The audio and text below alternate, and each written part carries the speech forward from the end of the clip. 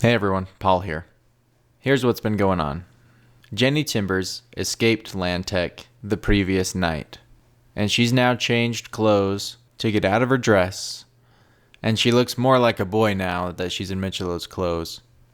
They're heading to the Copper Castle to talk with Michelo's father, Lord Blake Williams.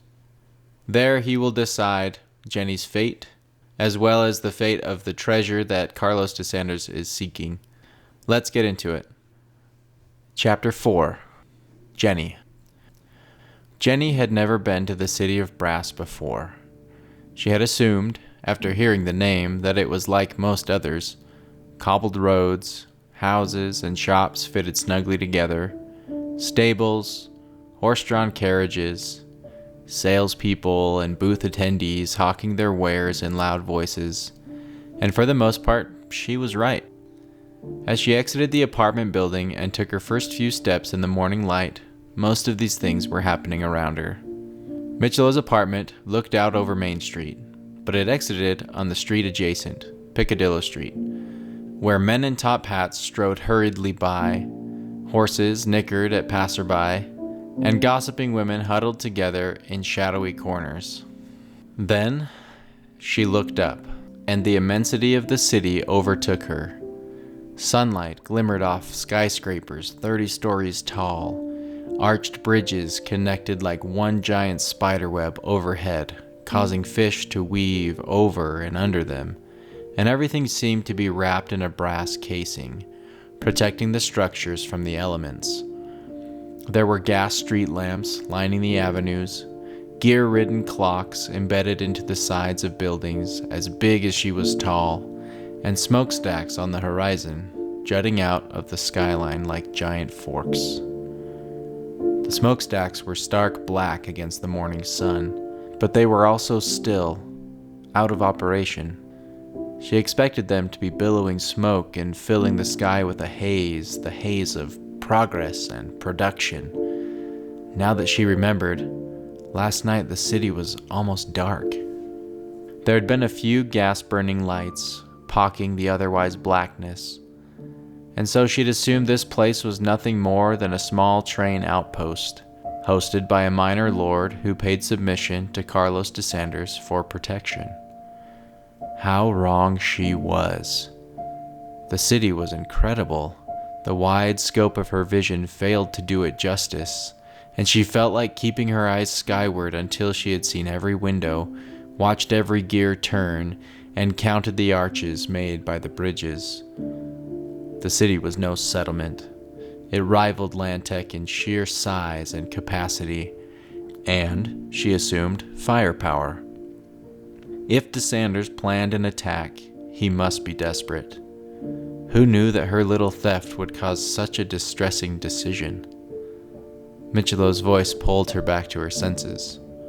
Something wrong? No, This city is not what I expected, she said. A small boy ran by carrying a copper net and gazing skyward, his feet pounding on the broken wooden walkway. She almost stopped the boy to urge him to look where he was going, but he was too quick. He leapt from the walkway, holding his net like a longsword, and pressed a button on its handle. The net shot up, extending the boy's reach fivefold. He swung viciously while in the air and came down hard on the rocky road. No one else seemed to be watching him, but when she looked at the net, Jenny saw a bullet sky tuna trapped between the net and the road. It wriggled and swam upward, but the net held. The boy carefully moved to the end of the net and wrapped his fingers around its strings, bottlenecking the fish. With another tap of a button, the net retracted, and the boy went skipping away. What did you expect? My building is small compared to some of the others. I know it needs work, but we do our best down here at street level. The higher you get, the more we need to protect the buildings from the nasty sea weather, so we focus on that. It's not that the city is run down or anything, she said. It's so big here. From what I had heard about the city of Brass and my experience last night, I expected a lot less.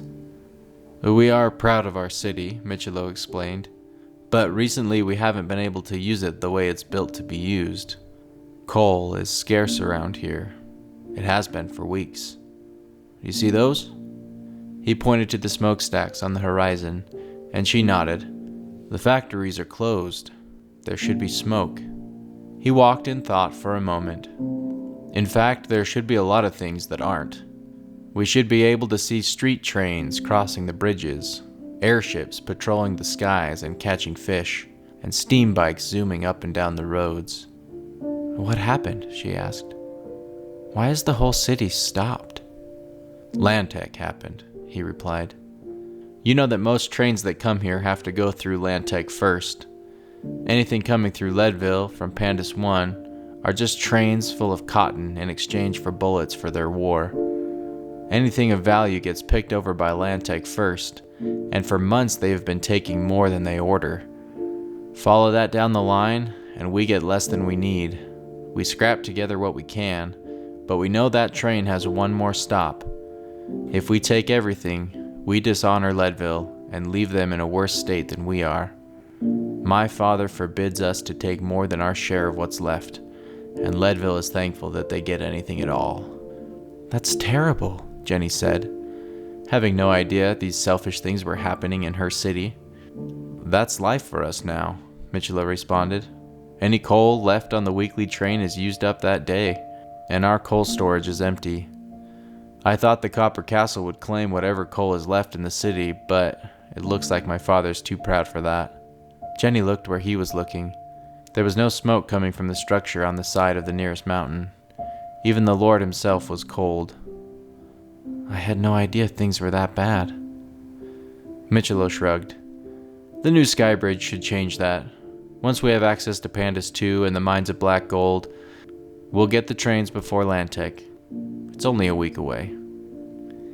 Jenny thought about how vulnerable they were, how nothing worked while they waited, and then she thought of Landtech, the thriving metropolis, and its guns and vehicles. The thought made her shudder. In 3 days, these people would be devastated by Landtech. Hey, do you boys want to help me with this? Jenny didn't realize the man was speaking to them until Michelo grabbed her arm and pulled her over. The man stood, hat scrunched in his gloved hand, and tapped his foot thoughtfully. There was an odd piece of coiled metal at his feet, and from the looks of it, he was having trouble lifting it. Sure thing, Mr. Clive, Michelo said. Well, Michelo, said Clive, shaking his hand. It's good to see you out and about. Who's your friend? Jenny puffed out her lips and lowered her chin, just like a boy. This is Jenner, Mr. Clive. He's from out of town. Ah, answered Clive. Whereabouts did you come from, Jenner? Jenny tried to lower her voice when she spoke, but she was unsure how authentic it really sounded. The Ghats, most recently. Very beautiful country out there, the Ghats. My wife and I would take the trains through there on vacation. Oh, we love the scenery. Tell me, are you from a stone city, or is it tree-based? Tree-based, she answered, her mind reeling a mile a minute. Tresian outpost. Indeed. How interesting. Say, do you know the Barstows? She shook her head. The Yamtides? The Robertsons? The Driftmans? The Dairyfrees? With each name, she shook her head. Maybe the last one. Yes, Clive said. There's Beatrice Dairyfree and her husband Donald. There's their 2 sons, Gilbert and Halflick, the twins Mimi and Gigi, and their youngest, Walt. Any of those ring a bell? Jenny stood stiff as a board, and would have stayed that way unless Michelo hadn't intervened. Mr. Clive, we are in a rush. Might we help you lift the coil and be on our way? Clive waved it off. Of course, my boy.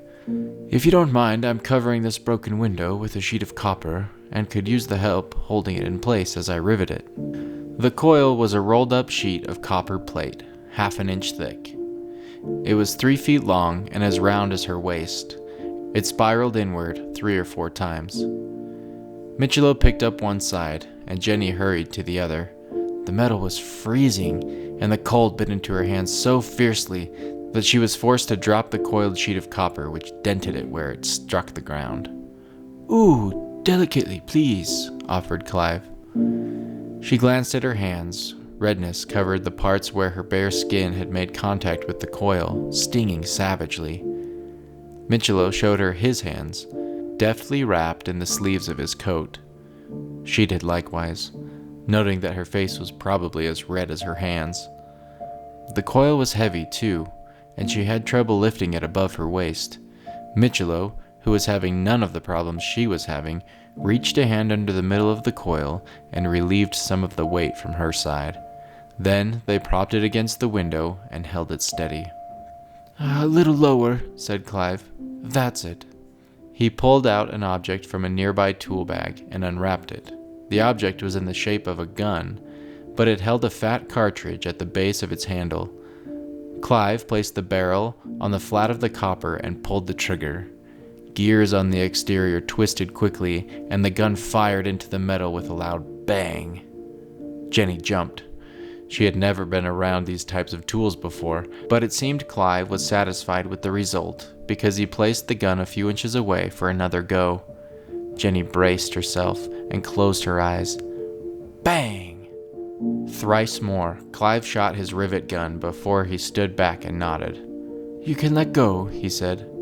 "It should hold itself up." Gingerly, Jenny released her grip on the coil and stepped back. Where Clive had fired the gun, Jenny saw small holes in the metal the width of her finger. There were similar holes like this one on many buildings and machines in Lantec, but she never knew how they were made. Michelo placed a hand on each side of the coil and pushed upward, unrolling it. The metal, thick as it was, gave to Michelo's strength and soon covered the window entirely. Huffed Michelo. "It's a bit too tall to fit the window exactly." Jenny saw what he meant. The sheet of copper extended past the top of the window at least 4 more inches than the bottom. The sides seemed relatively even, though she and Michelo had centered it. The only other problem was the dent on her side, now sticking out awkwardly like a duckbill. "Not to worry, milord," said Clive. "It seems Judge over at Copper for Coppers only had this one size in stock that would work, and my diamond saw runs off a burner, so cutting it is out of the question. My only concern is getting the window covered, and you've both done splendid. I'll finish the rivets now that it's in place."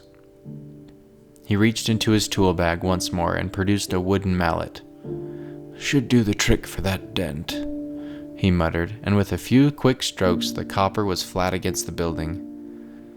"Well, it matches the rest of the town," Michelo said. "I feel like I'm living inside a patchwork quilt sometimes. Hardly anything is newly built these days. We just add supports to broken beams, welds to the cracked metal, and covers to holes like this window." "Cheer up, my lord," said Clive. "As they say, time is renewal, time is growth, time is change. It won't be long now, and we'll be back into building. The mech hall will thrive, and we'll ship our goods across the known world. But under whose flag, I wonder?" The thought of Desanders still weighed heavily on his mind. He carried that weight as they said goodbye to Clive. Clive nodded in Jenny's direction and muttered loudly enough for Jenny to overhear. "No need to be ashamed that you're running around with a woman, Michelo. You're of an age where such things are permittable, and she's very beautiful." "It's that obvious?" Michelo asked. "That she's a woman. I mean, I'm not trying to..." Don't trouble yourself in explaining. That's your business. I wouldn't have noticed if the young lady hadn't had to speak or lift the coil. I'm sorry for that. These old bones, you know." They exchanged a few more words, but Jenny missed them. A tiny minnow swam up to her face and looked her square in the eyes. It was tan with a thin, luminescent strip down the middle. She smiled and tried to catch it in her hands, but it swam through her fingers and up into the sky. Just like the city, the Copper Castle was not as she expected. but it would be reasonable to say that a city of this size and strength would host a capitol building of equal ferocity. It sat halfway up the mountain, reaching to the sky with 3 large towers, the largest of which flew the silhouette of an immense flag that unfurled as the standard winds filled it. Jenny couldn't remember what symbol would be on that flag. She always hated being schooled in families and realms, but she guessed it had to do with copper, just like everything else in this town, she mused. The walls of the keep were not the shimmering burnt orange metal that she had seen around the city. They were a dark orange rock, unrefined copper, perhaps, like the builders of this castle hadn't discovered how to mine and extract copper from the rock before building. Something in her memory pricked at the thought, like she'd heard a story like that in history lessons. The gate to the castle was made of the same rock, though up close, she saw how smooth each stone had become, wearing away at the corners over time as the winds and the cloud-sea weather beat against it for centuries. This was an old place, older than any building she had seen in Lantec.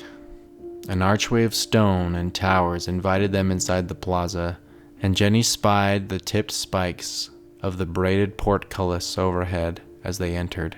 It had been raised to allow members of the community access, but could be lowered to keep intruders out. One of many useless defenses, she thought as they passed. No doubt Carlos would raid the castle with airships. He had them. She had seen them before she left.